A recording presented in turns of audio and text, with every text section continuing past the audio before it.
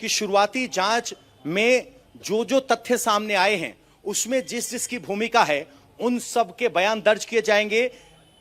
आपको बता दें कि एसआईटी ने 140 से ज्यादा लोगों के बयान दर्ज किए थे और फिलहाल पुलिस सूत्र हमें बता रहे हैं कि लगभग 70 से 80 लोगों को बयान दर्ज करवाने के लिए सम्मन जारी किए जा रहे हैं।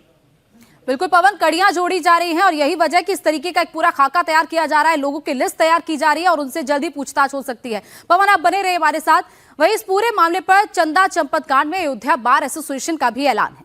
चंपत राय को लेकर अयोध्या पुलिस को अल्टीमेटम दे दिया गया है। अयोध्या बार एसोसिएशन ने 72 घंटे का अल्टीमेटम दिया है, जिसपे यह कहा गया है कि चंपत राय, अनिल मिश्रा और गोपाल राव 3 दिन के अंदर या तो अयोध्या छोड़ दें या फिर उन तीनों के खिलाफ एफआईआर दर्ज हो। अगर उन पर यह कार्रवाई नहीं होती है तो फिर 72 घंटे के अंदर बार एसोसिएशन अयोध्या में चक्का जाम करेगा और किसी को भी अयोध्या में घुसने नहीं देगा। चंपत राय, अनिल मिश्रा, गोपाल राव 3 दिन के अंदर अयोध्या छोड़ के चले नहीं जाए और या तो जेल इनको भेजा जाए। अगर ऐसी परिस्थिति नहीं होगी तो हम पूरा अयोध्या जाम कर लेंगे, किसी को अयोध्या से घुसने नहीं देंगे। चंपत राय, अनिल मिश्रा, गोपाल राव 3 दिन के अंदर अयोध्या छोड़ के चले नहीं जाए और या तो जेल इनको भेजा जाए। अगर ऐसी परिस्थिति नहीं होगी तो हम पूरा अयोध्या जाम कर लेंगे, किसी को अयोध्या से घुसने नहीं देंगे। दरअसल चंदा चोरी के मामले में आज अयोध्या बार एसोसिएशन की बैठक हुई, जिसपे चंपत राय, अनिल मिश्रा और गोपाल राय पर एफआईआर दर्ज करने की मांग की गई। साथ ही यह भी फैसला हुआ कि जो 8 आरोपी चंदा चोरी के मामले में गिरफ्तार हुए हैं, उनके लिए कोई भी वकील मुकदमे की पैरवी तभी करेगा जब आरोपी 5-5 लाख रुपए जमा करेंगे। उनका कहना है कि अगर 5-5 लाख रुपए जमा नहीं करेगा तो कोई भी एडवोकेट चंदा चोरों के केस की पैरवी नहीं करेगा।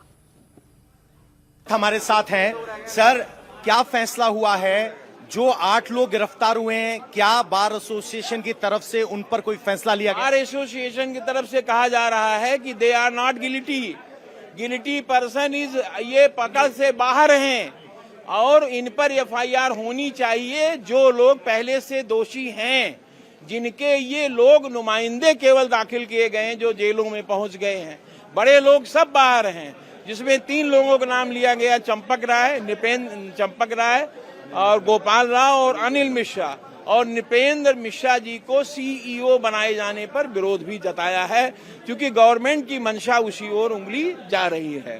एफआईआर उनके खिलाफ संघ दर्ज कराएगा और आगे चल करके मुकदमा भी लिखाएगा। एफआईआर नहीं दर्ज हुई तो मुकदमा दर्ज कराएगा, पैरवी करेगा, सीबीआई की मांग करेगा और इन लोगों का प्रोसिक्यूशन सपोर्ट करके 15 की कमेटी उनका विरोध करेगी कि वो जेल से बाहर न आने पाए। 8 लोगों के पक्ष में क्या वकील नहीं खड़े होंगे अयोध्या के? खड़े होंगे वो लोग जो चाहते हैं खड़े होना।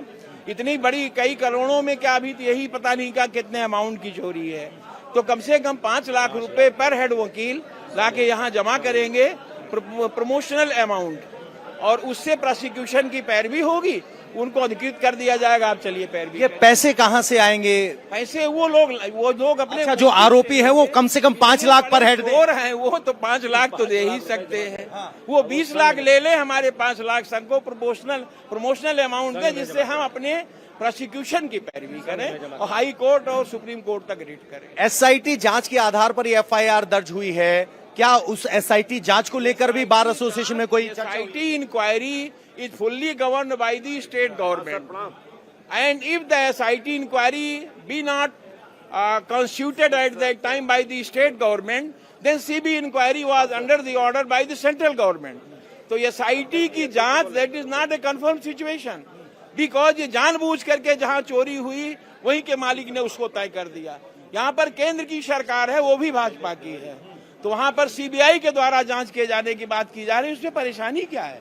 अगर मुलजिम नहीं है तो मुलजिम नहीं होंगे, दोषी नहीं है तो दोष उन पे नहीं बनेगा, लेकिन फ्रॉम टॉप टू बॉटम जांच होनी चाहिए। फ्रॉम इनिशियल स्टेज उसके जो आपका इंफ्रास्ट्रक्चर है जहां से शुरू होता है, ये वहां से जांच होनी चाहिए, तब सारी चीजें क्लियर होगी, कितने लोग दोषी कितने लोग दोषी।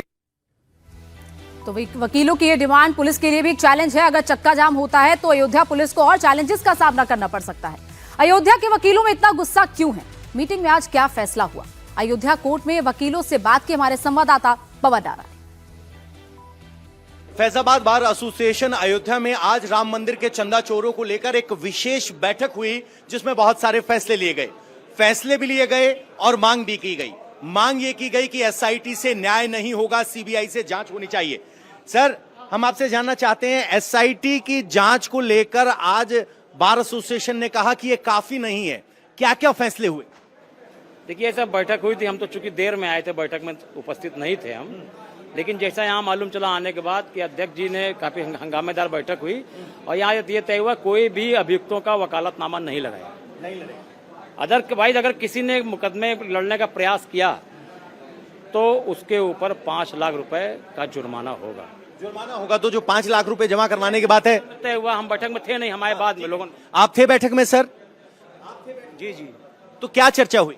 चर्चा हुई, जो आज अध्यक्ष जी ने निर्णय लिया है, पूरे अधिवक्ता संघ बहुत सराहनीय कार्य है जो आज हमारे अध्यक्ष जी ने इस चीज को निर्णय लिया है। कोई भी अधिवक्ता फैजाबाद एसोसिएशन का अगर उन लोगों का मुकदमा देखने का कार्य करेगा, उसके ऊपर 5 लाख रुपए का जुर्माना लगाया जाएगा और सारे अधिवक्ता ने इसका समर्थन दिया है। इसलिए हम सभी लोग अध्यक्ष जी को बधाई देते हैं, धन्यवाद देते हैं। ये तो हुई बधाई और धन्यवाद की फॉर्मेलिटी। अब सवाल ये है कि एसआईटी की जांच पर भी शंका जाहिर की गई, क्या बातें हुई एसआईटी की जांच को लेकर यहाँ बैठक के अंदर? बैठक के अंदर क्योंकि वो कानून है, संविधान के तहत जो है निर्णय लिया जा रहा है, उसके बाद क्या निर्णय आता है फिर वो सारे अधिवक्ता बंधु जैसे हमारे अध्यक्ष जी निर्णय करेंगे उस हम लोग वही सबसे सर्वमान्य है।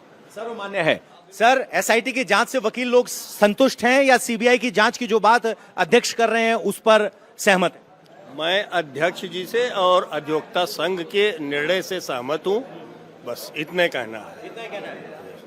तो किस तरह से देखते हैं इस पूरे चंदा चोरी को? वकीलों ने ये बैठक क्यों बुलाने पर मजबूर हुए वकील? नहीं, कानून अपना काम कर रहा है, वो सही है।